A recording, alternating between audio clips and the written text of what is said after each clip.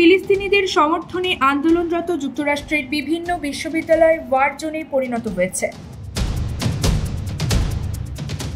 গাজায় অবিলম্বে যুদ্ধবিরতির দাবি জানাচ্ছে শিক্ষার্থীরা। এ দাবিতে বিক্ষোভ প্রতিবাদে ফুঁসে উঠছেন তারা। পুলিশের সঙ্গে দফায় দফায় সংঘর্ষেও জড়িয়ে পড়ছেন।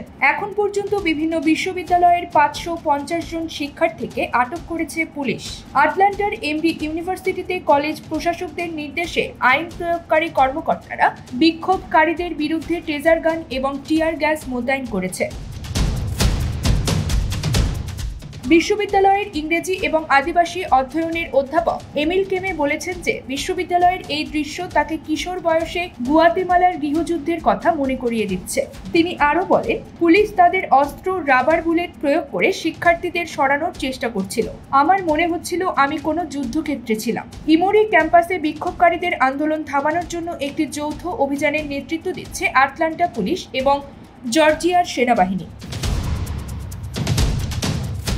এক বিবৃতিতে ইমোরি বিশ্ববিদ্যালয় কর্তৃপক্ষ জানায়, ইমোরি কমিউনিটির প্রায় 20 সদস্যকে আটক করেছে পুলিশ।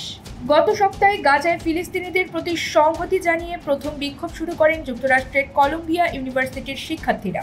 তারা ক্যাম্পাসে অস্থায়ী তাঁবু গেড়ে ইসরায়েলের বিরুদ্ধে প্রতিবাদ জানানো শুরু করেন। এরপর দেশ জুড়ে বেশ কয়েকটি বিশ্ববিদ্যালয়ে ছড়িয়ে পড়ে বিক্ষোভ। News desk, channel 16।